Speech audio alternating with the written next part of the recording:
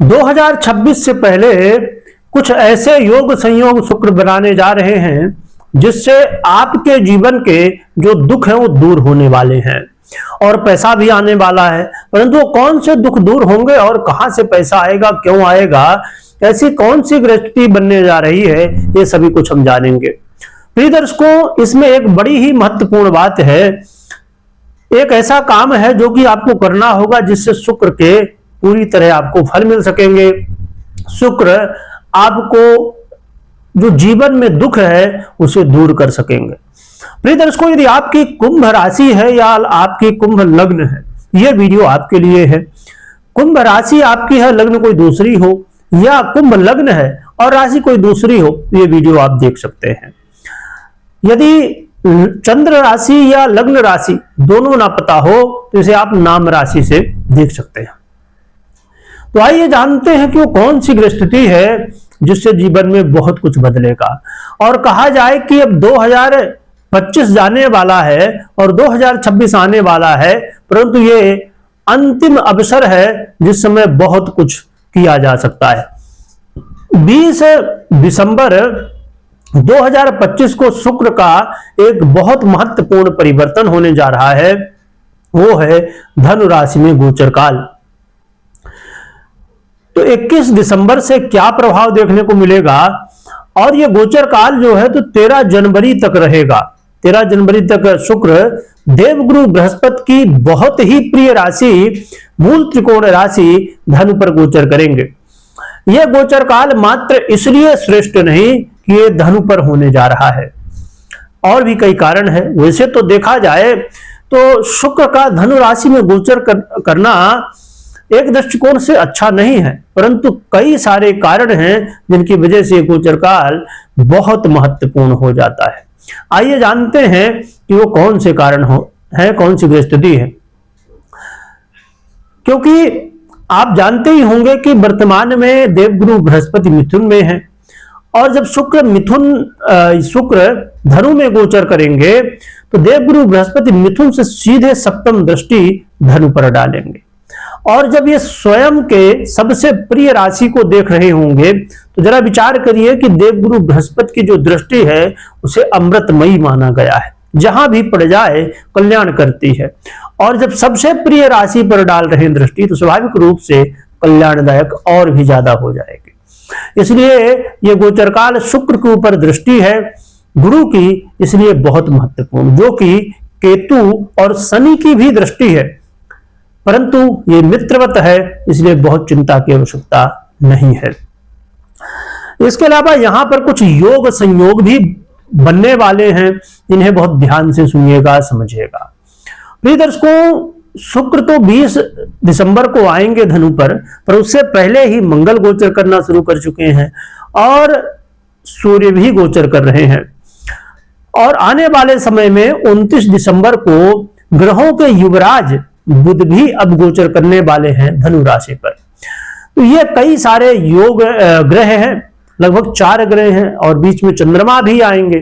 तो ये पंचग्रही योग बन जाएगा, जो कि बहुत कम ही देखने को मिलता है। जो कि अब आप देख ही रहे हैं कि 2025 में आपने देखा था कि 6 ग्रही योग बना था, और ये पंचग्रही योग बनने जा रहा 2025 में ही।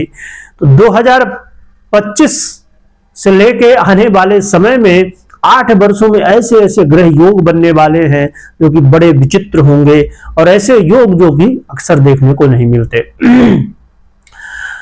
तो यहां पर कौन कौन से योग बनेंगे इन ग्रहों से, तो योग की बात की जाए तो सौर्य योग बनेगा, कला योग भी बनेगा, और अक्सर जो आप सुनते होंगे बुधादित्य योग भी बनेगा।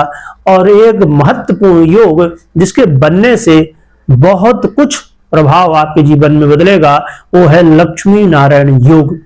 लक्ष्मी नारायण योग बनने जा रहा है, और ये योग अपने आप में आप नाम से ही समझ पा रहे होंगे कि कैसा फल दे सकता है। तो ये योग संयोग बनने वाले हैं।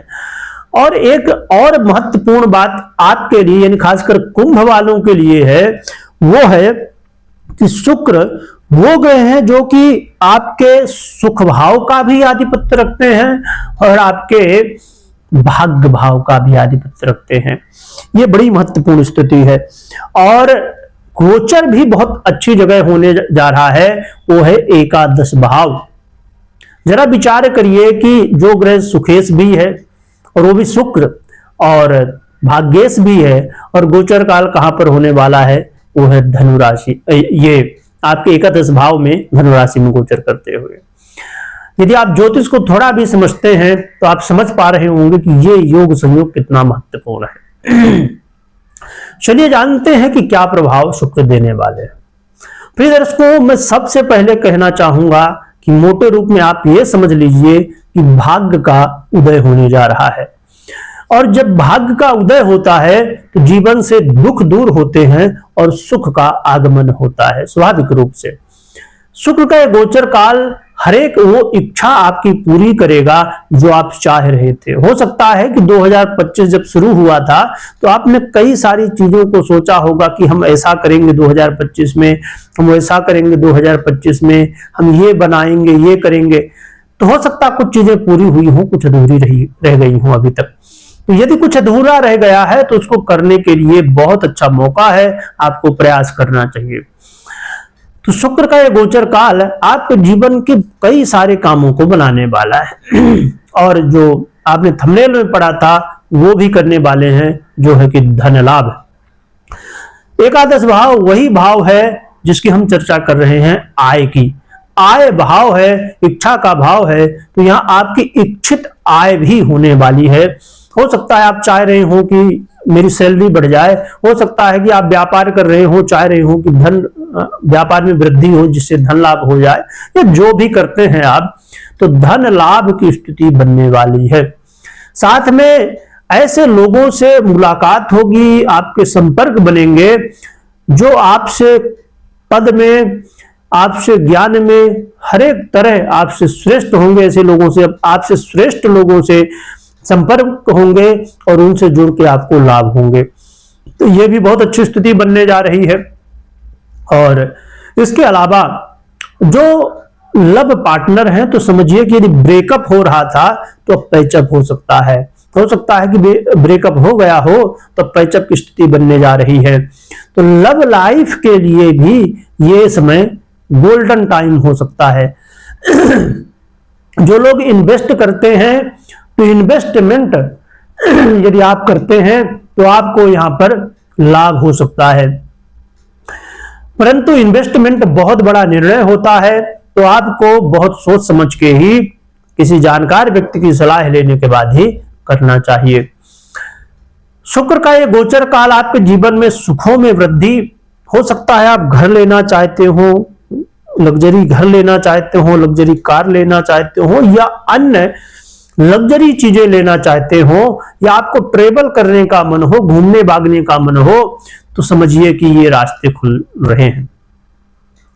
तो ये शुक्र का गोचर काल बहुत ही महत्वपूर्ण और आपके जीवन में बड़े परिवर्तन करने वाला है। परंतु हमने कहा था पहले, स्टार्टिंग में हमने समझा था, ये कुछ ऐसे काम हैं जिन्हें करने होंगे जिससे शुक्र को बल मिले और शुक्र आपको फल दे सके। देखिए, शुक्र वो स्थिति बना के रखे हैं, समझिए टांकी है, पानी की टांकी या टंकी या जो भी आप कहें, समझिए कहीं पर टंकी पर पानी भरा हुआ है, बस अब नल में बीच में जो पाइप आ रहा है उसमें कुछ बीच में अटक गया है, रुक गया है, उसमें कुछ फंस गया है, बस जैसे उसको निकालेंगे पानी आना शुरू हो जाएगा। वही शुक्र की स्थिति है।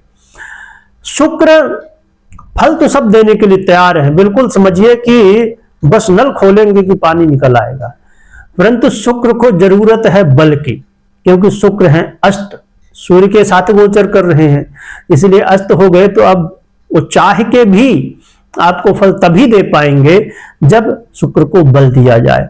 तो शुक्र को बल देने के लिए, बली करने के लिए, अस्तवस्था है तो बली करने के लिए क्या करना होगा? इसके लिए आप 6 मुखी रुद्राक्ष धारण कर सकते हैं, या तो स्फटिक के माला में शुक्र के मंत्र का जप कर सकते हैं, ओम द्राम द्रीम द्रोम शुक्राय नमः, या तो ओम शुक्राय नमः, या शुक्र के अन्य मंत्रों का आप जप कर सकते हैं।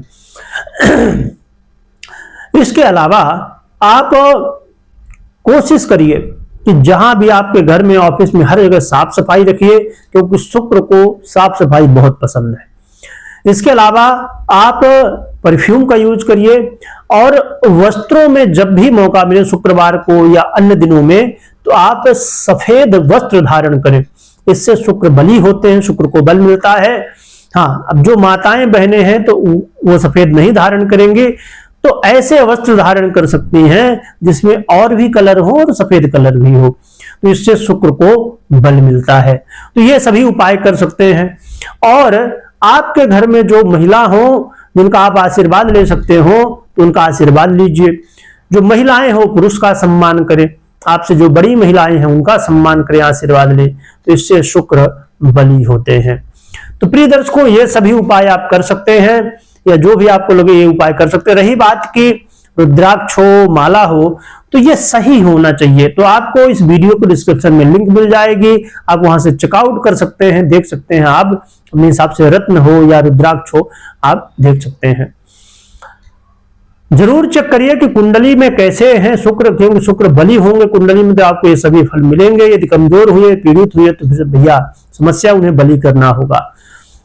और कभी कोई निर्णय लेना हो तो पर्सनल कुंडली विश्लेषण के बाद ही निर्णय लीजिए। कमेंट में जयकारा लगाइएगा, खूब स्मरण करिएगा। वीडियो देखने के लिए बहुत बहुत धन्यवाद।